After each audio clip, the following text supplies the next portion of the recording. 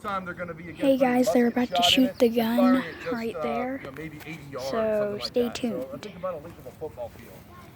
So they're using it to support the infantry or muskets. That kind of thing. You got it. All right. Okay guys, get ready. See that cannon, guys, right there? They're gonna shoot that. Artillery, have a care.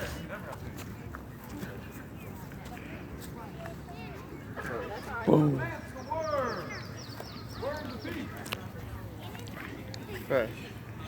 I can smell gunpowder. You can? Yep, that's it. Oh, here they go. Who's yours? They're not gonna do it yet. Ears. Look, watch. It's gonna be really loud.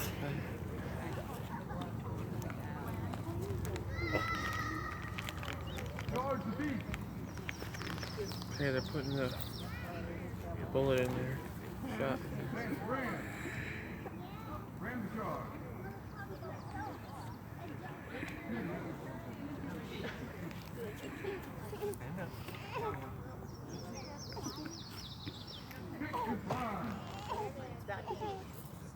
Oh, here we go, Jen. Is it going loud? Yeah. Okay, now they're lighting.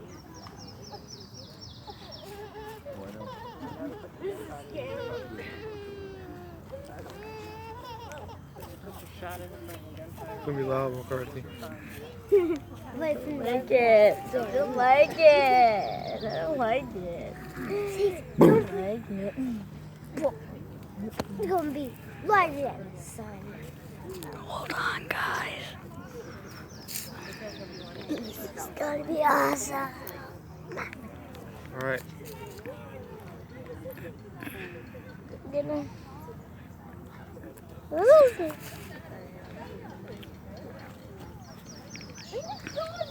Jennings, you're gonna miss it if you don't watch.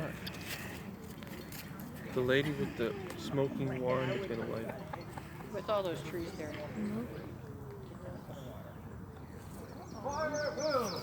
Here it goes. Oh! Oh! So cool. Woo! Now you can really. I can smell the gunpowder. now. And that was the cannon shooting, guys. So. But they're about to fire the 1 pound now. That was the 2 pound. Oh, is it not going to be as loud? Yeah, the 1 pound is a smaller load. The 2 pound is a 2 pound. How was ball. that, guys? We're about to fire a 1 pound. So stay tuned, guys. Yeah, guys, so isn't that cool? Wow, I got that all on camera. Yeah, me too. How good was it? I don't know yet. You like that, huh? Yep. That was Yeah. so cool. See, it wasn't that loud though. My video is going to be called Firing Cannons. Mine is just going to be called Part 2 of Colonial Dorchester Day. What I'm going to do before we fire this one, I'll explain kind of what they're doing and the logic behind it. If y'all want to shift down this way, y'all are doing a great job staying on that side of the road, if you will. But come down a little first, you can see what we got going on over here. And I'll kind of give you an idea of what's, again, the procedure. Where'd my body go? So, for some of the folks who just walked up, again, this is a 1 pound cannon that we're going to fire now. Very typical of what was used during the French and Indian War on campaign throughout all of South Carolina. Now keep in mind, we didn't really battle the French a whole lot in South Carolina during the French and Indian War, but they always anticipated that it might happen, which is why the fortification was established here. If some are familiar with the hornwork remnant at Marion Square in downtown Charleston, that was from the French and Indian War, and then it was actually ended up being used as part of a campaign in defense of the city during the Revolution. But it was built in anticipation that the French might attack during the French and Indian War in the 1750s. So again, we're with the Charlestown Artillery. These are folks that are based out of Charleston that would travel on campaign into the hinterlands of South Carolina as far up as Pickens County. We even had a fort then to where now Tennessee is called Fort Loudon, so which is a state park today in Tennessee. But that would have been part of South Carolina's territory as well. and most of the fighting during that war was between the English and the Cherokee here in South Carolina. So, to get back to the artillery. If everyone on the artillery crew does their job, we could fire a shot off in about 10 seconds. You're not going to see us do that today because we're having fun, being safe, talking history. But if you're under pressure in real battle, you would have fired it off in about 10 seconds. To do this, the first step is we use a tool called the worm very quickly to make sure that there's nothing in it. You'll see our good friend, Mr. Johnny, has the worm, 2 spiraling hooks. He's going to go ahead and push that in to the cannon and spin it around and make sure there's nothing in that cannon we don't want. Then we ask Madam Katie to hold up the sponge there. Giant sponge there. It looks, it's damp basically. Water on it, making sure there's nothing hot in there, which would be horrible if we added powder and there was something hot in there as we're putting powder in it. So advance the sponge, and then we do a step called tin the vent. And Lydia has a piece of leather she's pushing on a little hole in the back of the cannon called the vent hole. So sponge the piece. As the sponge goes in, it's basically not only putting out any embers with the wetness of the sponge, but as she pulled it out, it's creating a vacuum. No oxygen can get back in there, so if there was something left, it couldn't sort of flare up, if you will. So here's where it gets fun.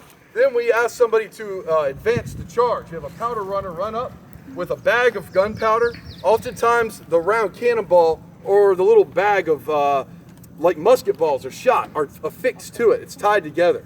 You don't want to think about how much gunpowder to put in your cannon during the battle. It's nice to have it pre-measured so you don't have to think about that. You can run it up, put it in the gun, again, a little bag. So he's handed it up to our guy with the worm, and he's going to go ahead and put that charge bag in. Y'all got it, didn't you, right? Okay. So he's put the charge bag inside of it. Now we have to have our sponge person flip their tool over, and she will actually ram in the charge to the back of the gun. So advance, ram the piece.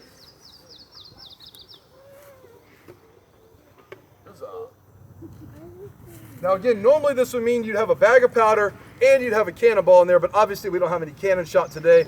Whoever's over that way probably wouldn't care for that, even I don't think anyone's over there for quite a ways, but still just not a good idea.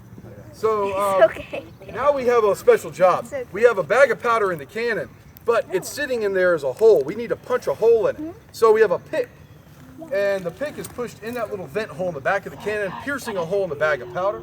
Pick the piece. Yeah, guys, it's taking She's a while, but picking the stay charge tuned. bag, and then If you she'll made it this pour far. some gunpowder, what we call prime. So we call her job pick and prime. So she's going to pour the powder in the back. Go ahead and prime it. And then our final step, once she says everything's good to go, we'll have Madam Proper here on the end with the slow match. What she has is a cotton rope with it soaked in gunpowder and water, and then we let it dry out. When she lights the match, it slowly burns through the course of the battle. So when she's ordered to touch the slow match to the vent hole, it'll flare down and go boom. So at this point, you might want to hold your ears like this because it is a little bit loud. Fire it well.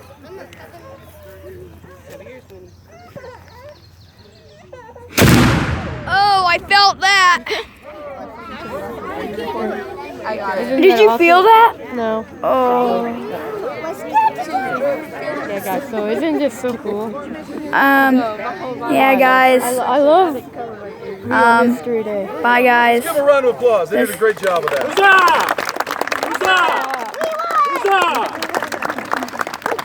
Folks, Bye, guys. we're See available you. for you to come up and ask questions, talk more history with us. Thank you all so much for being out here today. Remember, it's because of you all coming here and supporting your state parks that we're able to do this. So